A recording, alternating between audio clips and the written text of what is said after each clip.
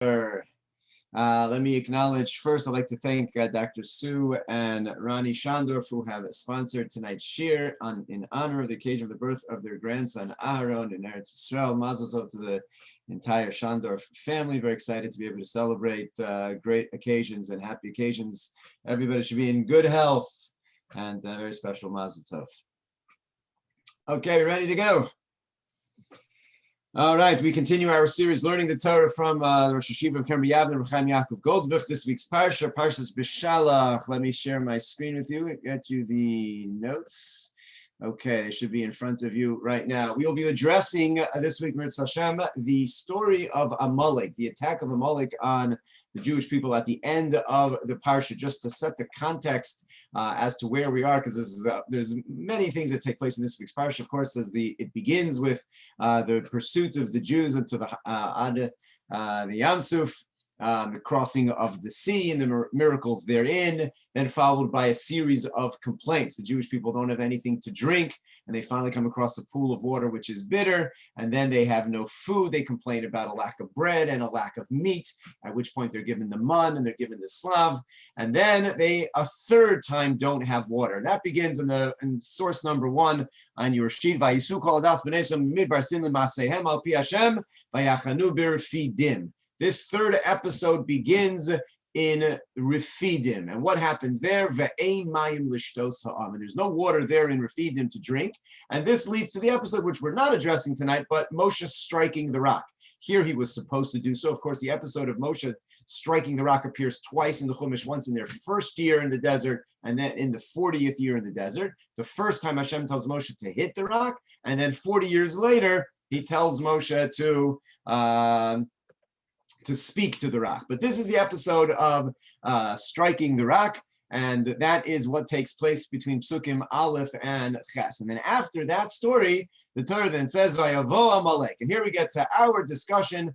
Amalek comes, Vayilachim im Yisrael birfidim. I'd like to learn these 3-4 psukim together and raise a number of questions along the way, and then hopefully be able to answer some of them. So the introduction of Amalek takes place, the Torah says, Vayilachim im Yisrael birfidim. It takes place in Refidim. And right away we have a problem with that, and that is, we know exactly where the Jewish people are. We were told just a few psukim earlier that the Jewish people arrived in a place called Refidim. That's where they didn't have anything to drink, and that's where Moshe is told to strike the rock. What's the deal? Then the Torah says Amalek comes and fights, and the Torah tells us again, if we haven't moved from where we were, we should know where we are. We're in Refidim, yet the Torah highlights this battle takes place in Refidim.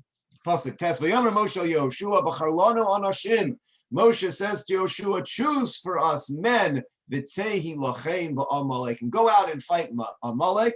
Machar anochi nitzav al rosh hagiva u'matehu elokim biyadi. Tomorrow I'm going to go up on top of this mountain. I'm going to take my staff. That's going to be with me. Now, we see the words that Moshe speaks to Yehoshua, and it doesn't strike us as odd at all, but this is actually the first time we've met Yehoshua. We don't know who Yehoshua is.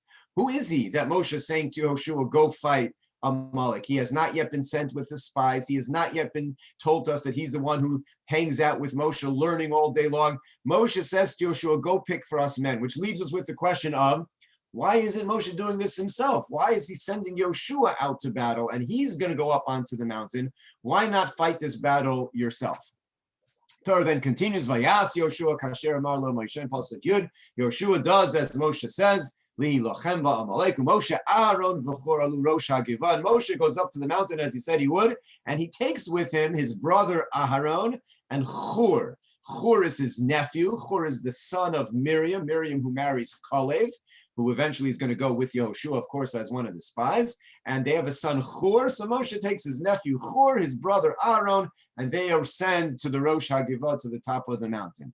And then the Torah tells us as follows in Pasuk Yud, Vayah kasher yarim Moshe yado. When Moshe would raise up his hands, V'gavar Yisrael, the Jewish people would win. V'kasher yaniach yado. And when he would lower his hands, V'gavar Amalek would win.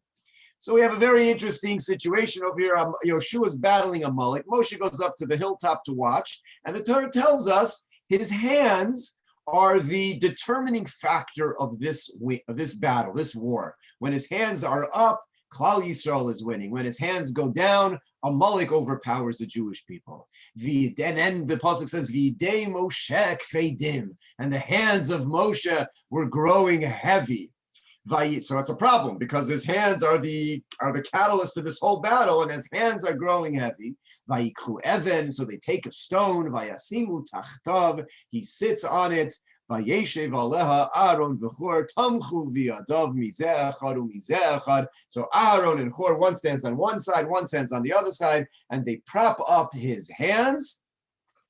Vayehi yadav emunah. The hands of Moshe are faithful to him now as they remain up ad boy Hashem Shatol sunset. Vayachalosh Yehoshua Amalek v'Asamol v'Ficharav, and Yehoshua is thereby able to defeat Amalek. Number of questions on these last couple of psukim. Number one, we see, as I mentioned, the power of Moshe's hands, and the word yado appears 5 times in these 3 psukim. Moshe's hands, over and over again. Such a stress on the hands of Moshe. If they're up, if they're down, they're heavy. When they're supporting his hands are emunah, are faithful to him. Why the stress on the hands of Moshe?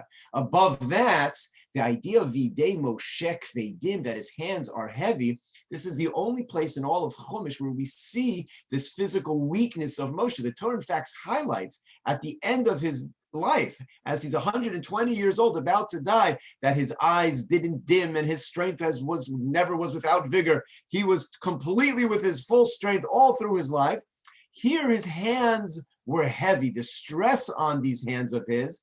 At this one point, what is it about the hands and the heaviness of his hands? Those are some of the questions I'd like to try to address tonight, and we'll take a look at a medrash, which hopefully will shed some light, as is the approach of the Rosh Yeshiva, always to address a medrash, and that is in source number 2. There's another place where hands play a role in this episode. There's another word where the word hands is actually hidden, and that's in the word refidim. If you look at the word refidim, which is where the Jews are, as we saw both in Pasuk Aleph and Pasuk Ches, and you break down the word refidim and put the space in a different place, you'll see the word yadayim at the end of that word. And the Medrash picks up on that.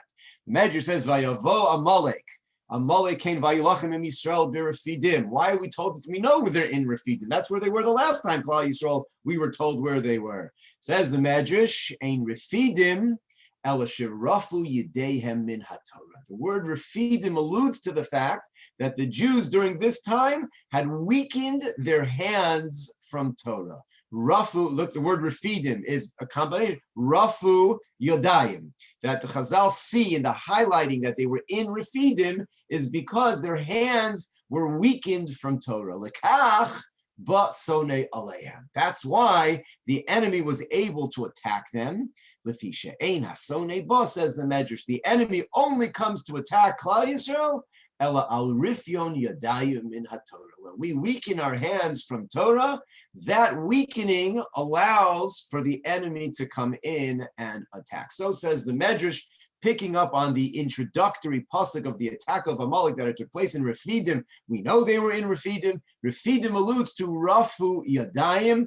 Their hands were weakened in Torah. The Rosh Yeshiva asked the following question.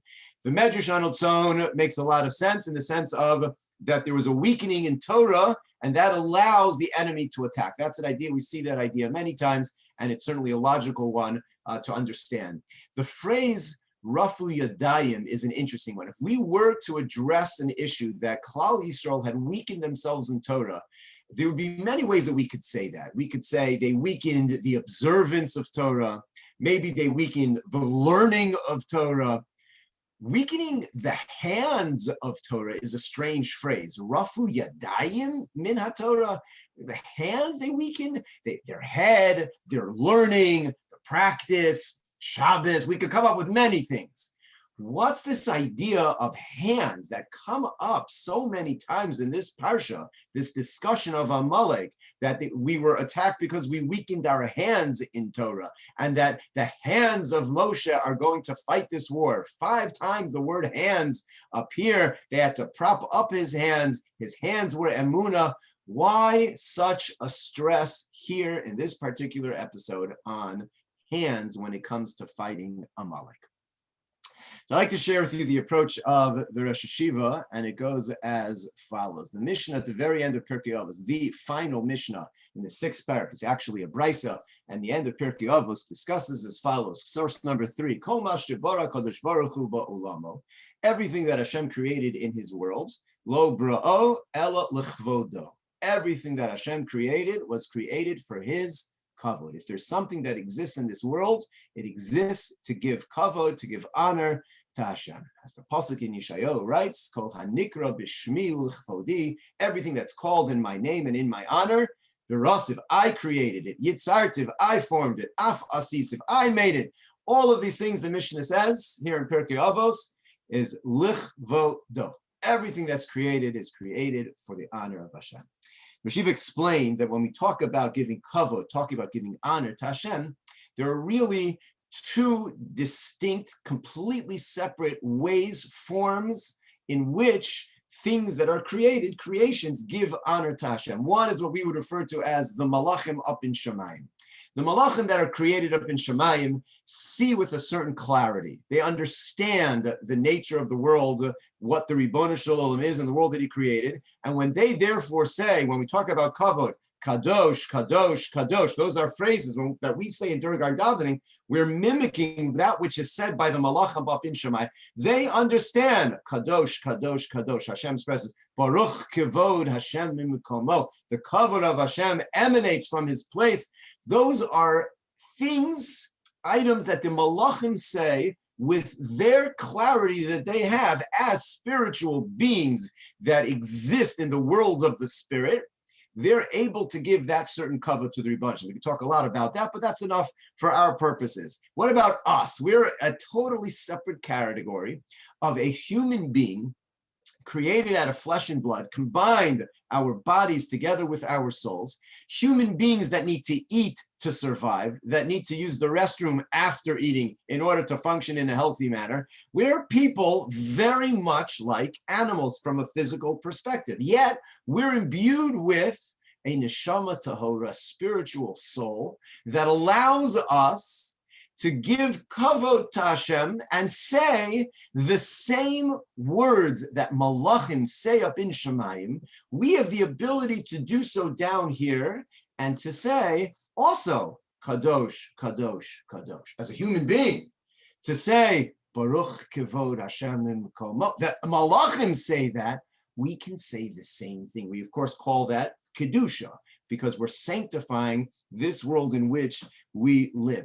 That idea that a human being can sanctify the world, the physical world in which we live, the world of darkness that this world is, a world that screams, maybe there is no such thing as holiness. And the Jew comes and says, there is.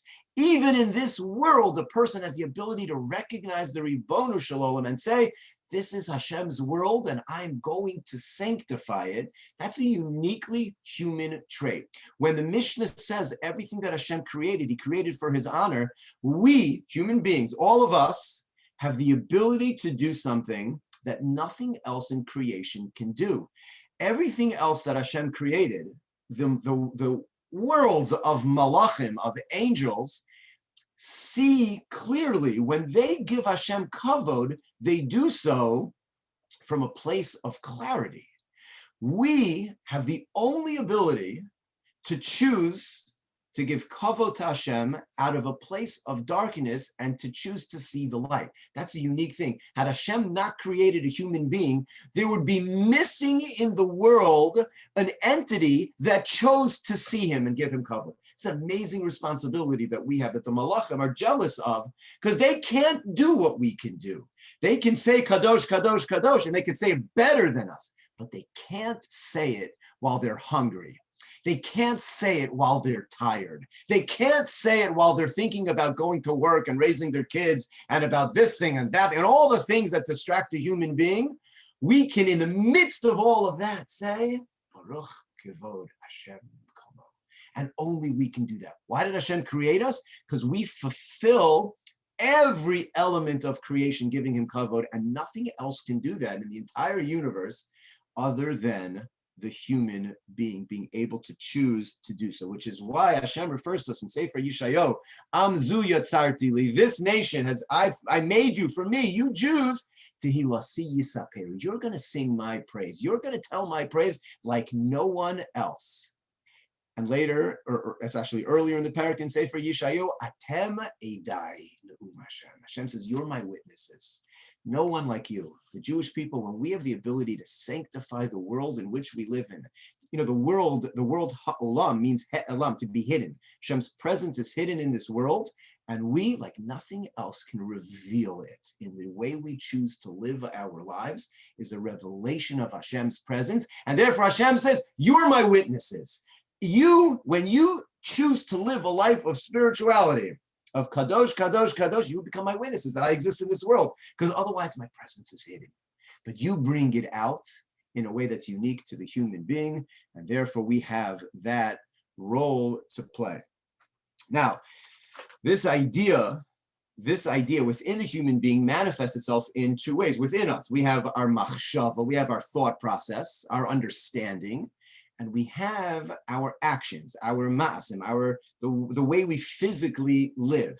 And one of the things, this is a theme that Rosh Yeshiva speaks about a lot, is the ability of being mekadesh, sanctifying the things that we do with our hands, our actions, the way that we live, not just the way that we think, but the things that we do. In some ways, that's obviously manifested in mitzvahs that we do. We eat matzah, and that becomes a mitzvah. We put on tefillin, tzitzis, keeping Shabbos. All the things that we do are taking things in the world and elevating them, that they become more than just what they are, into a place of kedusha. Let me just give an example, a manifestation of this.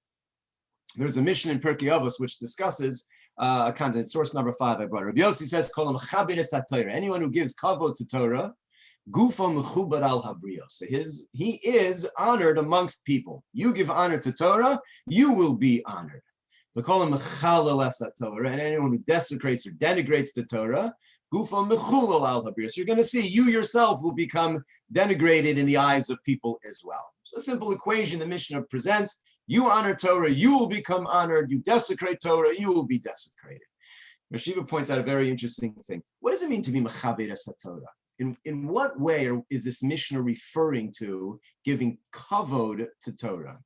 So if you look at some of the Mefarshim, you'll see this is in a very physical, practical way. As Rashi says, she'ein manichel b'makom kodesh. You only place it in a holy place, like an aron. Rashi's not talking about honoring the concept of Torah. Rashi is talking about honoring a physical Sefer Torah. If you're mechabed a Torah and you don't place it in a place where it shouldn't be, you only leave it in a mechubad place, then you will be mechubad. Or as the Machzer Vitri writes, a classic commentator, Eina menicha lo agabi mitav lo agabi safsel. You don't put it on a bed or on a bench. V'sheina menich lo chumash agabi sefer. You don't put a chumash on top of a Torah nor a navi on top of a chumash. There's a hierarchy. V'lo tamal agabi neviim. Lo yeshev al. We're talking about how to physically treat a Torah. And this is summarized in a more modern Sefer Rav Elazar Melamed in the Pnimi Halacha. What is a Sefer Torah? When we talk about being mechabed a Sefer Torah, what is it? So esoterically, we can say it's the word of Hashem that's been transmitted letter by letter, word for word, all the way from Sinai. But what is it that you're holding in your hand? You know what you're holding? A piece of cow skin. That's what you're holding. That's what a Sefer Torah is, with ink. But when you take that skin and you make it lishma, and you put ink on it, and you fill in the words, what does that cow skin become? It becomes something that if it were to fall on the ground, chas v'shalom, you would fast. It's so filled with sanctity that you're mechabed it. Sefer Torah, kosav b'dyoy ala klaf, a Sefer Torah that's written with ink on klaf, is an edus ne'emana l'mayim Har Sinai. It testifies to all the way back to Har Sinai. And therefore, we're mechabed a sefer. We give it a special place in the aron. If you're sitting down and the Sefer Torah walks by, you stand up. You have to sit in front of its presence. Bekoivid rosh. You don't laugh and joke around when a Sefer Torah is taken out. You sit with emo, pachad, with reverence and fear. All of these halachas are being mechabed a physical Sefer Torah. Go back to the language of the Mishnah. Kol mechabed es Torah, gufo mechubar al habrios. The Mishnah says, not just you will become an honorable person, your guf, your body, you recognize that we take the physicality of the world in which we live and we elevate it to a place of sanctity. We elevate it to Kedusha's represented by a Sefer Torah itself, which is nothing more than a piece of cow skin and ink. Not when you turn it into a Sefer Torah. The Mishnah says, your guf, your physical body becomes elevated. A pair of tefillin is the same thing, a mezuzah. We literally take the things of the physical world around us and we elevate them to a level of kodesh, as the pasuk in Tehillim we say in davening, Su'u yedechem kodesh. Raise up your hands in holiness. What represents the idea of not just living an aesthetic life of separating yourself from everything in this world, but taking this world and sanctifying it? That's our hands. We go back to the very bracha that Yitzchak gives to his two children. In the famous episode of Yaakov coming in to steal the bracha, and he says to his son Yaakov, he says, Hakol kol Yaakov, v'hayadayim yedei Esav. The voice is the sound of Yaakov. The inner pneumius of the sounds of tefillah and Torah sounds like Yaakov, but the hands are the hands of Esav. That idea, and we've spoken about this in the previous shiurim with Yaakov stealing the bracha, there's a concept of the hands in this world that manipulate, that create, that conquer, and it's the hands of Esav, but it's our role. We take that and we elevate and we sanctify and we live a life of physicality, raising that to the level of Kedusha. That's represented by the hands more than anything else. Sfas Emes, the Ger Rebbe, writes about this battle between Amalek and Klal Yisrael. V'haya ka'asher yarim Moshe yado. The pasuk says, what wins the battle? When Moshe raises his hands, the battle is won. When he lowers his hand, we lose. Says the Sfas Emes, yesh levo'er ha'inyan. This needs explanation. And it is based on what we've written. He says, Ki hayadayim yedei Esav. The hands represent the hands of Esav.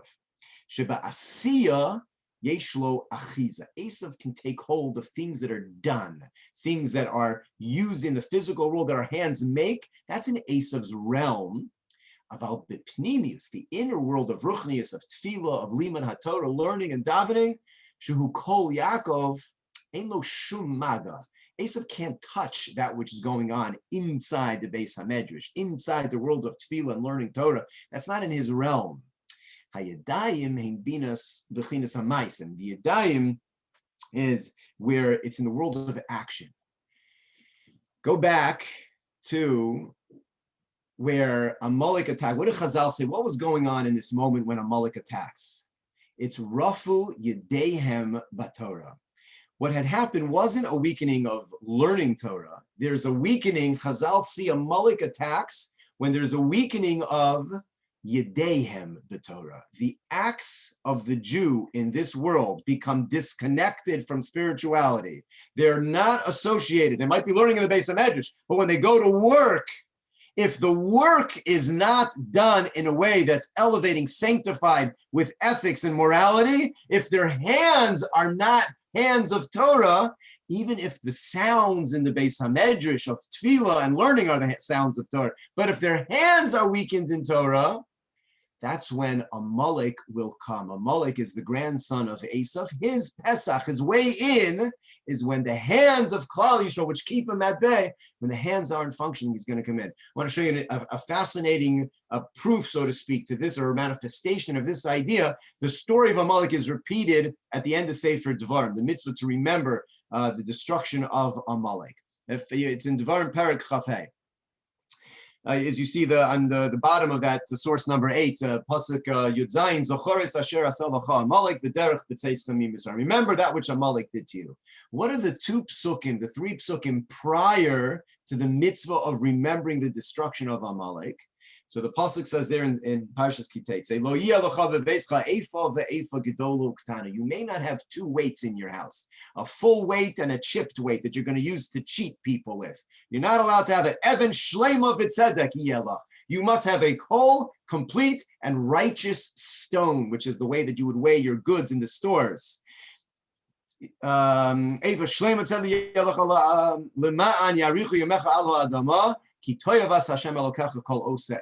you're not honest in business, Hashem despises that. Next pasuk, remember what Amalek did.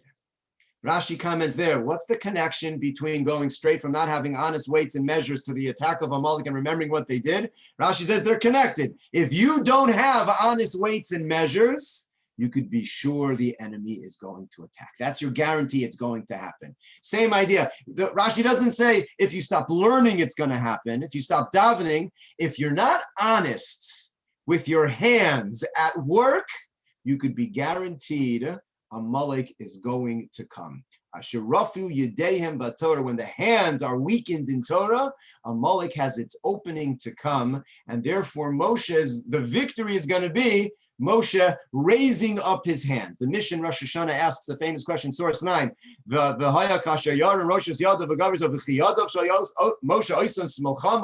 hands of Moshe are what make war? What connection, the Mishnah asks? Why is it Moshe's hands?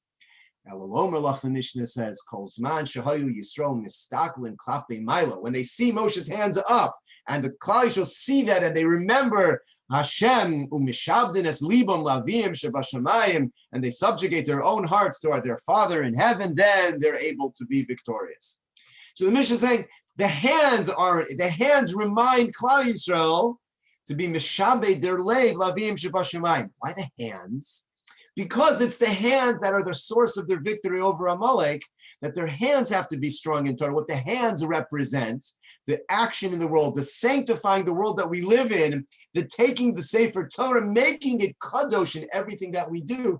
You have to remember that when the hands are up and they see that, you're going to be victorious. If the hands go down, representative of the hands aren't able to keep themselves up, Amalek will be able to be miskaber. So Moshe needs this help. Moshe, who is a full strength and vigor, needs help keeping his hands up. Why? This will lead us into this next phase. Why can't Moshe keep his hands up on his own? Such a strange thing that Moshe, if you'd think, one would think that Jewish lives depend on it. He's watching a war taking place, and he sees that when his hands lower, the Jews lose. You'd think Moshe Rabbeinu would be able to keep his hands up, but he can't. They're kvedim. They're too heavy for him to physically be able to do so. He needs Aaron and Hur to hold up his hands. Why can't Moshe do this on his own?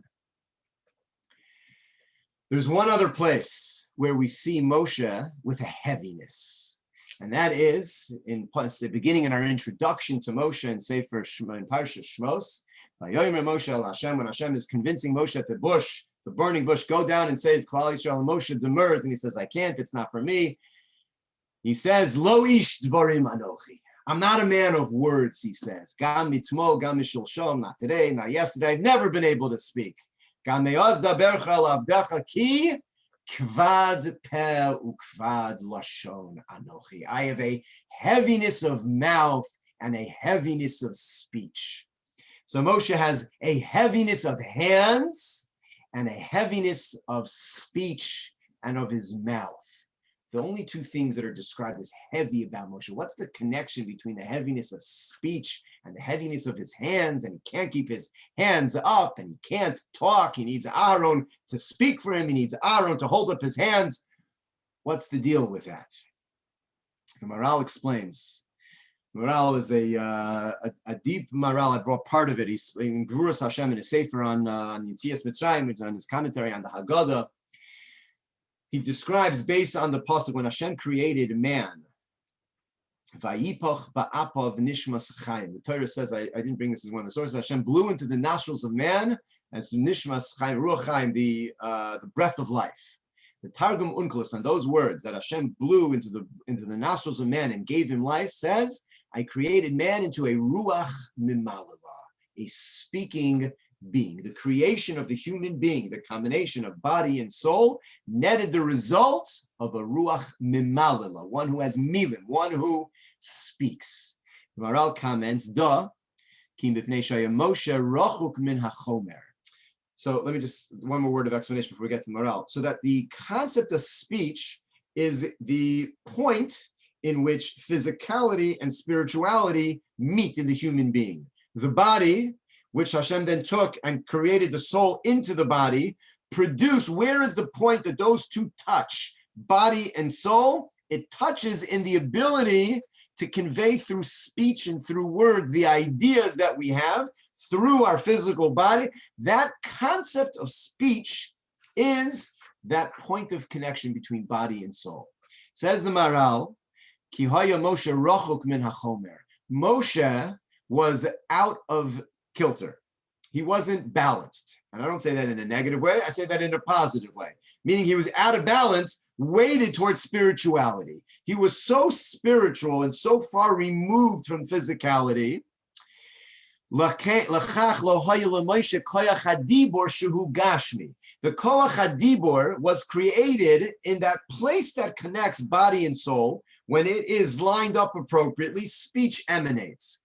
Moshe was so spiritual, he was out of whack in that combo, and so the speech didn't come out right. It was heavy and weighted down because there wasn't that point of connection. The person who could stay with Hashem on Har Sinai for 40 days and 40 nights without eating or without drinking wasn't your average Joe. And because he wasn't average and he was so huge, Kerem or Panav, the light emanating off of his face, Pel, Peh, Daber Bo, I speak to you, Moshe, Pel, Peh. If Moshe can speak Pel, Peh to Hashem, he doesn't speak Pel, Peh to everybody else. That function of speech didn't work for Moshe. The Maral explains, I'm not going to read this whole next paragraph, but he explains the well-known Gemara. The Gemara Maseches Nida says that when a child, a developing embryo, is in its mother's womb, a malach comes and teaches the child Kol HaTorah Kuli, learns everything that it needs. But when it's born, it forgets. That's a famous Gemara we're familiar with. Now, and there's much to talk about that Gemara. Why do we bother learning if we're going to forget? And the meaning behind that it should be like we're coming home to something, that we're familiar with it, that it's a piece of us. Many ideas in that. But the piece of the Gemara that everybody loves to quote is, when and how does this developing baby forget all of its Torah? What happens? So the Gemara says, Bo malach, the sitro, malach comes and gives it a little klop. Where? Al piv, on its mouth. And when the malach touches its mouth, mishachech mimenu kol haTorah. That's when the child in the mother's womb forgets all of the Torah. That's the Gemara that's oft quoted. Says the Maral, the malach. If I would have asked you, where should the malach give a little clap on the baby to make it forget all of its learning? I think most of us would have come up at somewhere on its head, maybe on its heart. Why its mouth? Why does the Gemara say when the malach touches the baby's mouth, it forgets all of its learning? Says the Maral, ki hapeh shenaseh bo odom chai. It's the mouth that when Hashem creates a living being, midover gashmi, taking a physical entity, combining it with a spiritual entity, that's the point. Now you're going to be born, as you're being born, and that union of body and soul is now being completed.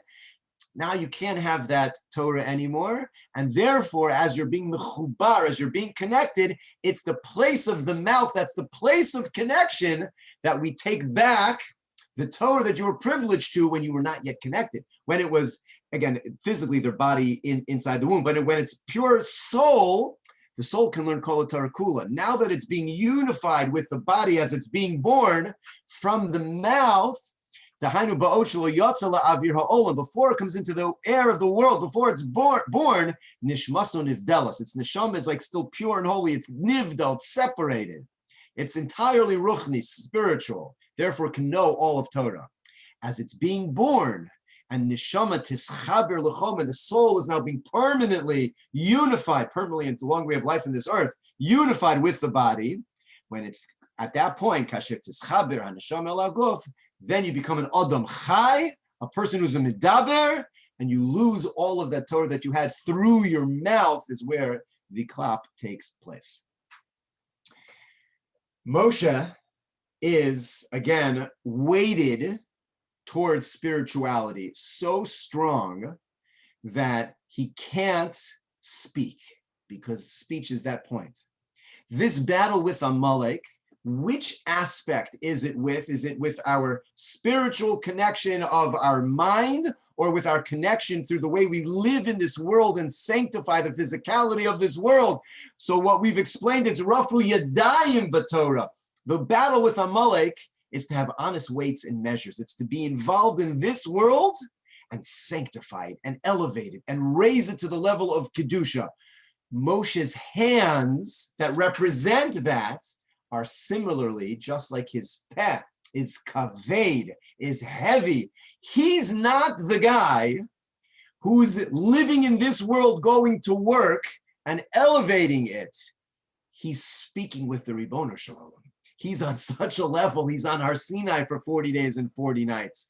So his hands, which is what we need to fight this battle, his hands are heavy. And just like his mouth needed a mouthpiece of Aharon, his hands need the aid of Aharon, the Ohev Shalom, the Rodev Shalom, the one making peace between people. Aharon is going to be his mouthpiece, and Aharon is going to be the one to help him hold up his hands. Who does Moshe send to battle? Moshe sends Yoshua. Medrash asks, source 12, Vayomer Moshe Yoshua Bachar.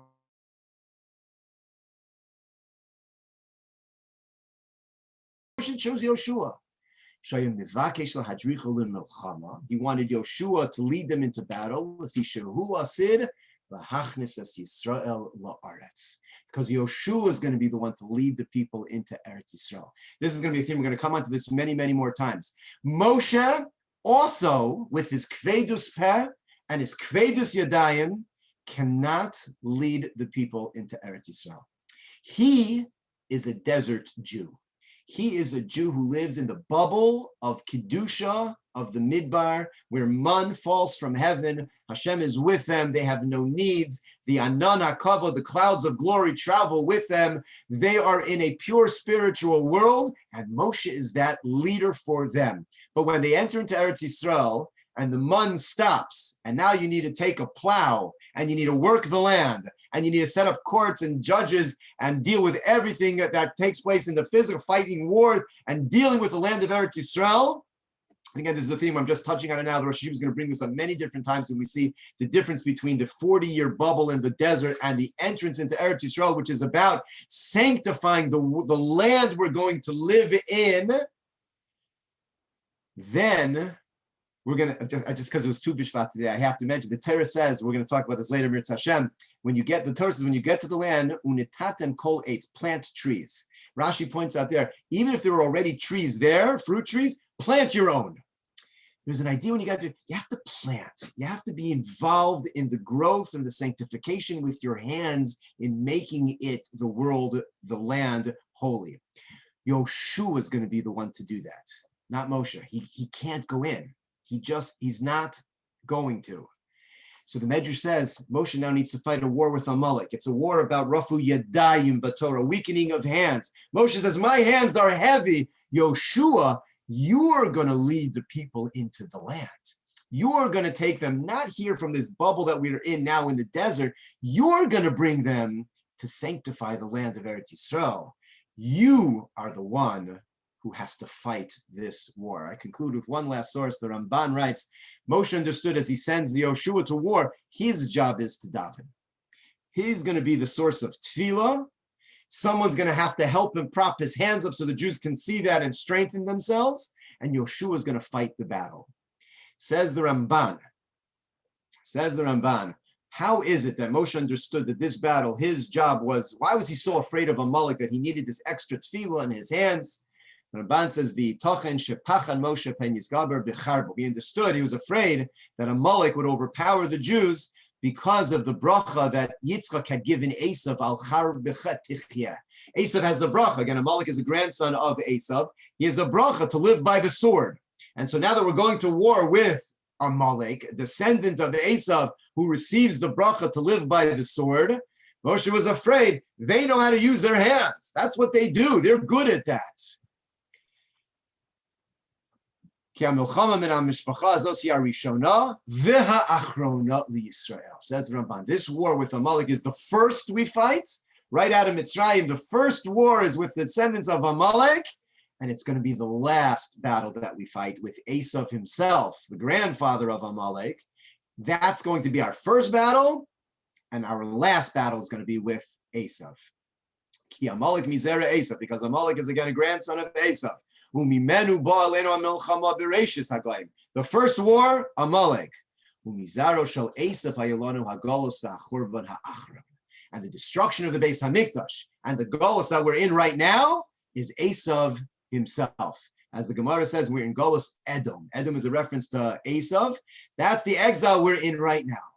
V'kasher yinutzachu, and we will be victorious over Edom, Esav.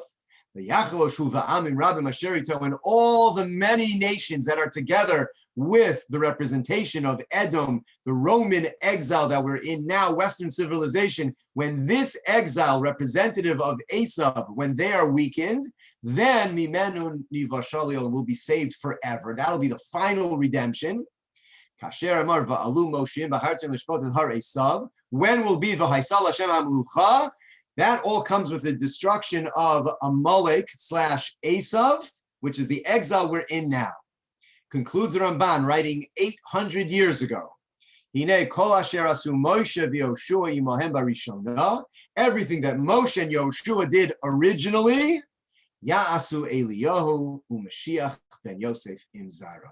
The battle of Moshe, davening, standing up on the top of the hill, having his hands held up, and Yehoshua, who fights the battle with his hands, representing sanctifying the physical world that we live and work in this world. That's what Eliyahu and Mashiach ben Yosef will do in the end of days with the Zera Shel Edom, with the Roman exile that we are in.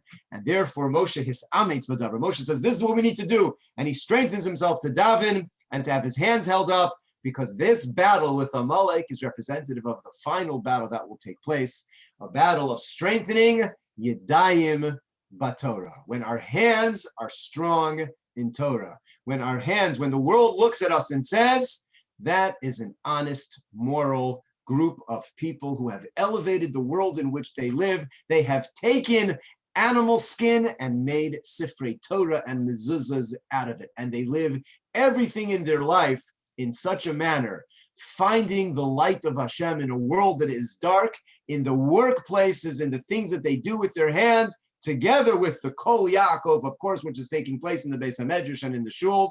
But when the Yedayim are the strong hands that are not weakened, Shelo Rafu Yedayim B'Torah, that will be our final battle with Zaro Shel Esav in the exile that we will be in. Moshe understood that in his behavior in this battle as well. Mirz Hashem, we should see the fulfillment of that, the strengthening of the Jewish hands in everything that we do, the sanctification of the world that we live in, and see that Mashiach b'meher v'yameinu. That are the thoughts from the Rosh Yeshiva on this week's Parsha.